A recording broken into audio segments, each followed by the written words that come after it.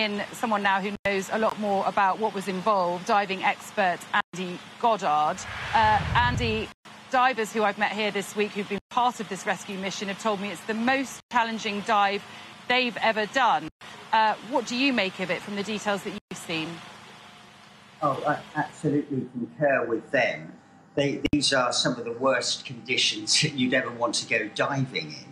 So, and I do concur with what the other experts have been saying. It's all about the psychology of it, getting the kids used to putting and wearing the masks on dry land in the cave before they actually go underwater, and then putting in the water just so that they get prepared and they are ready for it. In other words, give them a chance to actually get underwater and breathe and get relaxed with the gear. And I've said this before, you know, it's all about the physical contact, knowing that they can 100% rely on the divers who are going to help them get out that cave. And they do it in stages. They won't rush them. They'll make sure as they go through that they're okay to go to the next point and so on. And it's been very successful, as we can see. And a huge motivation for the kids is that they know they're going home. I mean, what could be better than that? Well, yeah, absolutely. I mean, they might find it a bit boring after all this. No, I'm joking. But, I mean, seriously, Andy, I mean, you described this dive as like the worst conditions you'd ever really want. When you first heard that the children would have to carry out a dive like this, what did you think? Did you think it would be possible? Yeah, I do. I do think it's possible because you're not asking them to do anything more, I've said this before, than basically to breathe through that mask. The rescue divers will do everything else for them. I wouldn't be surprised with the full face mask that they have a little comfort light, if you like, tiny little torch, so at all times they can see light. That would have been a good thing to do. Maybe they've done that, maybe they haven't. But it's all about knowing, and they will have complete faith in those rescue divers. You know, they will know that come what may, all they've got to do is, if they can, stay relaxed, but just keep breathing, and they will be guided out of that cave. It's possible to do this.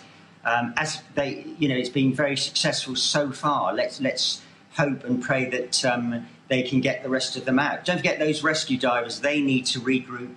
They need to get more air cylinders in there. And you're talking about a very small number of very, very experienced divers, and they have to be right. You know, it all makes or breaks on those rescue divers. They're very, very talented people, and there's very few of them in the world of diving. And what do you know about the very talented divers that are here offering their help as part of this huge international effort? Well, I would think that I don't know any of them personally, but my guess is that these people have hours and hours of experience in the caves. These are the ones at the coal face, so to speak.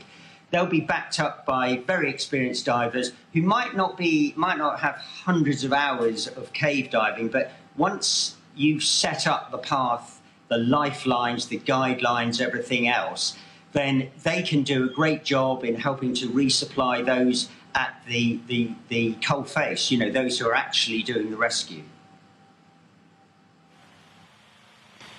As a diver yourself and someone who's extremely experienced, seeing this effort here this week and the challenge involved, is it something that you would have wanted to have been involved in? It would be lovely to have been involved in it if one would always offer your help. But me, I'm not a cave diver.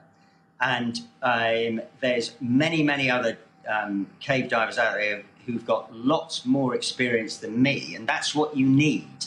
You need people who've got experience and expertise in that field. Actually, diving in low visibility or no visibility water, once you're used to it, is actually quite straightforward because you form a mental picture of what's underwater. That's how these rescue divers can do it. You know, if they're not reliant on their eyes, they're reliant on being able to feel what's around them and the mental picture that you build up. Obviously, the boys can't do that, but you can teach them just to really do exactly as the rescue divers are asking them to do. And that's how they made this happen. OK, Andy Goddard, thank you very much indeed for joining us today on Sky News here live from Chiang Rai province, where